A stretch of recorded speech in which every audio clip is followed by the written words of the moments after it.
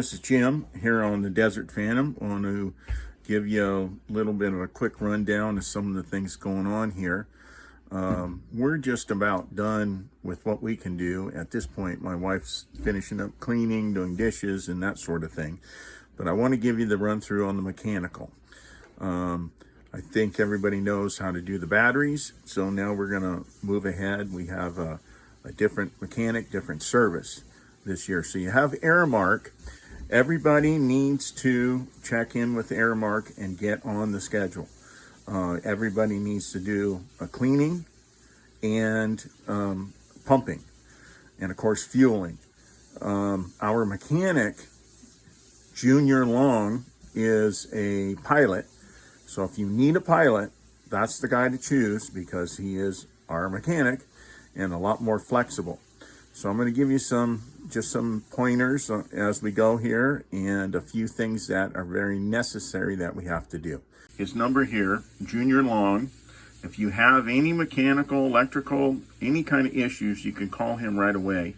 He's on the lake almost all the time. So he's here. He's very helpful, and he's a pilot.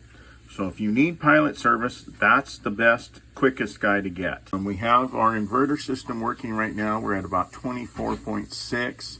It's loading all the batteries. The batteries are very, very weak, so we're trying to pump them up. We need to get into that 27 volt range. That'll get you overnight.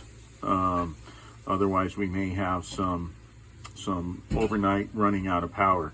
So I suggest run your generator from about the time you come in for dinner hour until you go to bed, and then you can turn it off. If you want to run the generator and the air conditioner all night, so be it as well.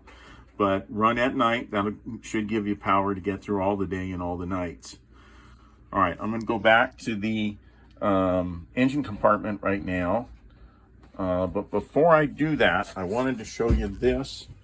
Down here is the generator, and on this side is your trim up and down.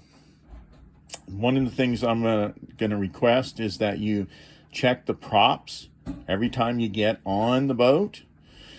And it's really easy if you raise the trim up, and there's a door you can open back there, and you can take a look at the prop, feel it, touch it if you want, put it back into place, and we know that it's good. Okay, late in the day, the old guy gets a pointer and don't have to bend over so far, so it works out really well. So looking at the front of the engine, you see this fuel filter right here, and right next to it, this is the outdrive oil.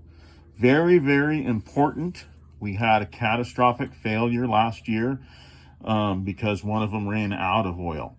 It takes an 80-90 weight. We'll make sure that it's stocked on the boat, so if you need it, you can use it. This cap just unscrews, just fill it up. It's right up to the top right now. Next is, of course, the engine oil dipstick, which is right here. Just check that dipstick. Make sure the oil is full. I have extra oil in the cabinet back here that you can add to it if you need to. Now here's our generator right here, and if you can see, trying to get it for you, sorry about this, right there, that is the engine, the generator hour meter, and when the generator starts, that will display the current hours. We need to write that down every single trip so we know when we have to have it serviced. Very, very important. These batteries down here, these are the house batteries. If anybody ever wonders what they're for, they're the house batteries. The house batteries runs to 12 volts for the helm, for the MMC, the bilge pumps, all that sort of thing.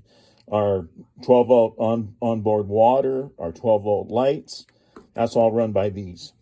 And we have a charger right over there that charges those up, maintains those.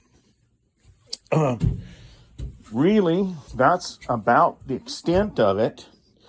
Just the other side looks the same way. Remember, the outdrive oil goes here. The oil dipstick on this side. Those are the things we got to watch. Here's the belt. Make sure that's always on. If there's any kind of oil buildup or water buildup in the engine bay, that's cause for call the mechanic. Let them know. If the generator stalls, let them know. Call them. This pointer, this also doubles as a fuel gauge. Never depend on the fuel gauges on a boat. If you've been around boats long enough, you know that's not the best plan. So regardless, watch them. Always double check with the sticks. All right, here's a quick video on how to check the oil. First off, here's the outdrive oil. You just need to see that it's full. In this case it is. You can just see it. You don't have to take it off or anything. If it is low, we have some oil in here for it. Again, this is the port side engine. Then checking the regular oil, do that right here. Again, looks great. You might have to wipe that off, but I just barely did it, so it should be looking good. All right, and then on the generator, right here, same spot. Check the oil there. Looks great. We're in good shape. And again, if that's low, if you see oil leaking, we have generator oil, but also if you see for some reason leaking around here, contact GM right away. All right, and then on the other side, it's just the same thing. You're going to do check the gear or check the outdrive oil, and then check the engine oil. That's it. Okay, now our closet out here, I'm sure all of you are very familiar with it. We got a toolkit up on top, some rags, some clothespins, the battery charger, extension cords, a spare emergency bilge pump right here. If for some reason a bilge pump fails and you can't get water pumped out, you can hook this up to any battery down below and drop it in and push some water out. Got emergency JB Weld waterproofing kits if you need it for some reason, some string. These are all the generator and engine oil filters over here. For our mechanic, we'll be doing the oil changes throughout the season. We have a bulb pump to prime the fuel pushing in. Here's a spare starter and a spare water pump. This water pump is an old one. It does run, but it has some issues. It could take care of things in an emergency for sure. Spare engine oils. There are some things down here. I don't know where it came from, but we got antifreezes and two-stroke oil and a number of things, and then some oil funnels there.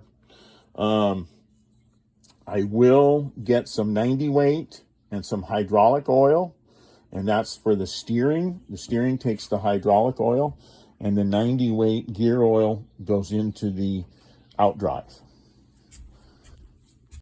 Blue water dancing, ocean spray in the air. Trade winds waving your jet black hair.